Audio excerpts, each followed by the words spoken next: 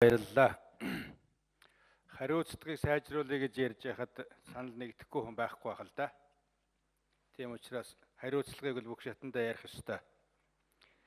За хариуцлага ярина гэдэг бол нэлээд өргөн хүрээтэй асуудал баха. Зөвхөн нэг илээд битээ өнгөрөөсэй гэж би бодож хэдэн асуулт асуух гэдэг юм. Ер нь бол одоо энэ тэнд гарсан хатгийг эдээгийн цуулаад орхивол идгэхгүй шүү дээ.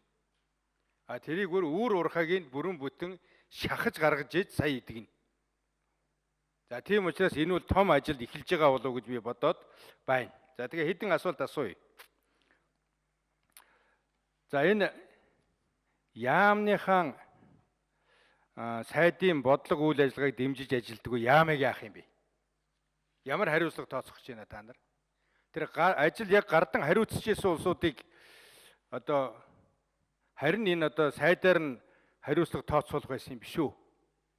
Энэ чинь эргээд харин тэр гин буруутай улсуудыг одоо хаацайлж эзэнгүйдсэн байдал гаргах тийм одоо сэжүүр болчихгүй биз гэдэгт би хариулт авмаар байна. Урд нь бид нэр сайдыг огцруулад юу ч өөрчлөгдөөгүй үлдчихсэн. Сайд нь өөрөө их ёс суртахуунтай хүн өргөдлөө өгöd огцордог, цаана нь үүр уурах нь хэвээрээ үлддэг. Батлан хамгаалах яамны дид сайдыг огцруулад өнгөрсөн, цаана нь юу ч өөрчлөгдөөгүй. Ийм гашуун сургамж бидэнд бий шүү. За тийм учраас энэ яам бол одоо нэлээд том өөрчлөлтөнд орхно гэж би бодож байна. Батсуур сайд бол туршлагагүй, мэдлэггүй энэ системд ажиллаж чадахгүйд огцорлоо гэж би бодохгүй байна. Орон нутагт ажилласан, боловсролын байгууллагт ажилласан эрдэмтэн судлаач ийм хүн би засгийн газарт хамтарч ажиллаж исэн бас ажлынх нь одоо чанар хүнийх нь мөн чанарыг бас мэднэ. А энэ сайдыг бол систем нь аваад очлоо шүү дээ. Тэр яамны ялзарсан аппарат авч очсон байна. Тийм учраас энэ яамтай бол нэлээд ажиллах ёстой гэж бодож байна. За арга барил дээр анхаарах асуудал байна уу та гэж би бодож их.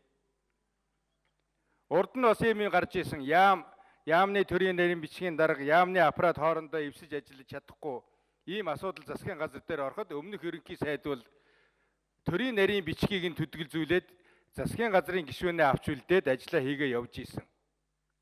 А манайх бол сайдаа огцруулад аппаратаа ингээд үлдээчих юм биш үсттэй гэсэн ийм болгоомжил байна. Тийм учраас эхэлж одоо хариуцлагыг яамны аппараттай тооцох ёстой.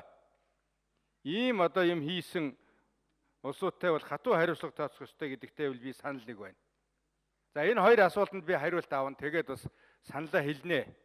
Ер нь бид нар энэ асуудалд нэлээд нухацтай хандах ёстой. Цаг үеэ их зөв болж хандах ёстой. Энэ системийг эрүүлжүүлж чадчихвэл энэ гарцаагүй хийх ажил мөн энэ чиглэл рүү хандвал саналаа хэлье гэж бас бодож байна. Тийм учраас миний болгоомжлоод байгаа тэр хэдэн асуултанд хариулт өгөөч. За мөн коцод хариулна.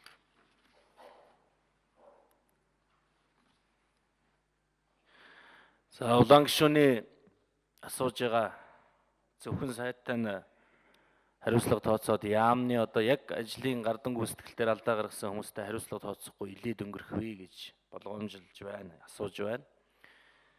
Тэгэхээр мэдээж түрүүн аюур сайхан гишүүнч гэсэн бас асуултын дундаа яриан дундаа дурдж байсан. Энэ салбарт яг ажил хариуцаж бас ажил дээрээ гардаж хийж алдаа гаргасан за аппаратын дэвшинний яамны дэвшинд бол хариуцлагын асуудал яригданаа.